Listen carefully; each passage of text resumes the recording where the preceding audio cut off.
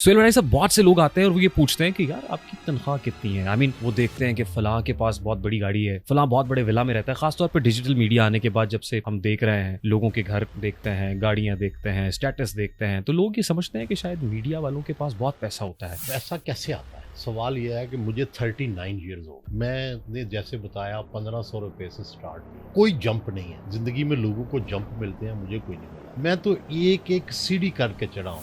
पहले मैं अप्रेंटिस था, फिर सब एडिटर हुआ, फिर रिपोर्टर हुआ, फिर कई साल रिपोर्टिंग की, फिर स्पेशल कॉरेस्पॉन्डेंट बना, फिर एडिटर बना, फिर सीनियर एडिटर बना, और अब फुल टाइम अखबार का एडिटर हूँ। वो जितनी सीढ़ियां थी वो सारी मुझे एक एक करके चढ़नी पड़ी। और जाहिर है, जब आप प्राइम पे जाते हैं, सबसे ऊपरी सीढ़ी पे जाते हैं, तो तनख्वाह भी होगी, स्टेटस भी होगा, जिंदगी में कंफर्ट भी आएगी। ये तनख्वाह कोई हमें खैरात में नहीं दे रहा, ये तनख्वाह हम कमा रहे हैं।